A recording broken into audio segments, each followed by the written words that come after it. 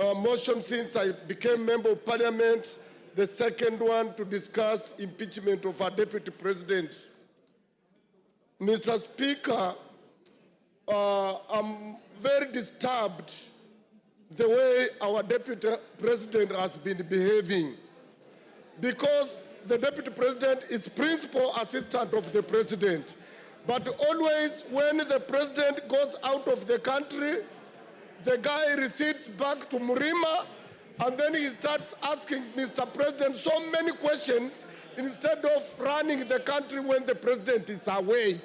He's never available in Nairobi, except he's only available in his village, trying to ask Mr. President questions, and that, Mr. Speaker, has really annoyed some of us.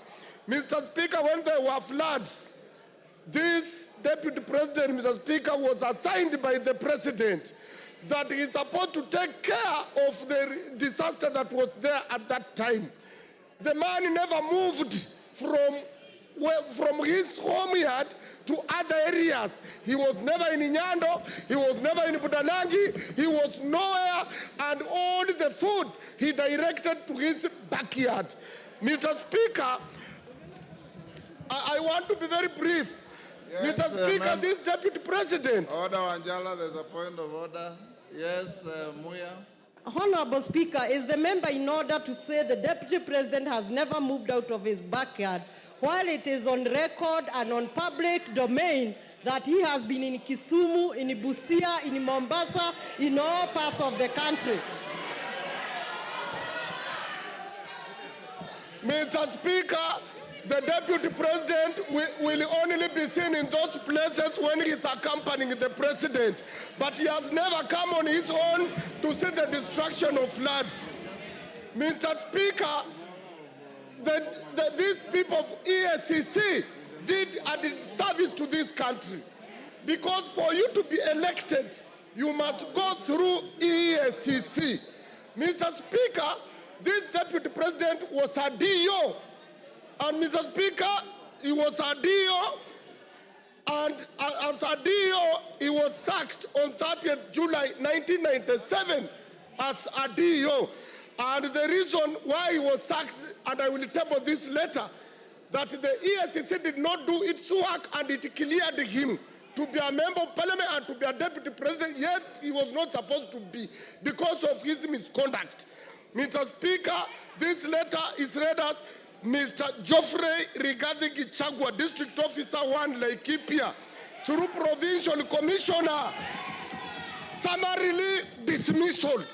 Reference is made to our letter dated 19th May 1989 on your appointment to the position of District Officer. I and your response statements to show cause for gross misconduct, desertion of duty, and reported mismanagement of relief food for Laikipia District. These are thieves. In this regard, we wish to notify you that your employment contract has been terminated forthwith. Consequently, you are required to report to the Rift Valley Provincial Commissioner for handover and clearance. This was signed by Queen Rua. Mr. Speaker, this was a wrong man to be in this office in the first place. This one, for Kenya to grow, Gachagua must go. To stop tribalism, Gachagua must go. For Kenya to unite, Gachagua must go. I tabled the letter and I support the motion. Kagusha. Honorable Speaker, Honorable Kagusha. Honorable Speaker, Honorable Raphael Wanjala has produced a photocopy of a document that we cannot get its authenticity. Honorable Speaker,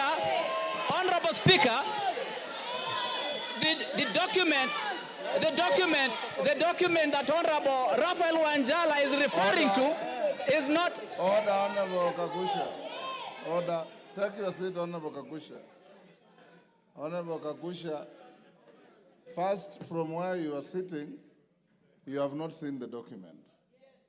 Secondly, The Speaker is fully conversant with the rules of admissibility.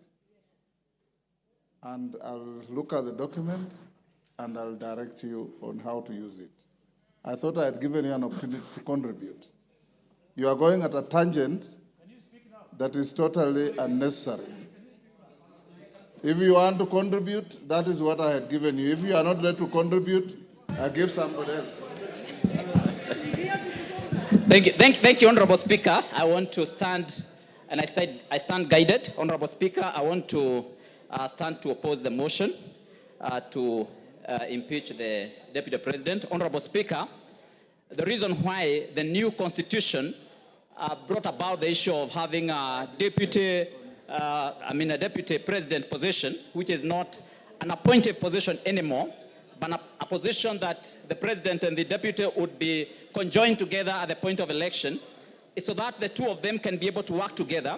And that is what the country desired. That is what our people of this Republic of Kenya voted for in 2010 in the new constitution. Honorable Speaker, I want to believe that when we have been able to get the two of them, we should be able as a country, as much as practically possible, ensure that whatever misunderstanding and whatever differences that may appear or may exist between the two of them. Yes,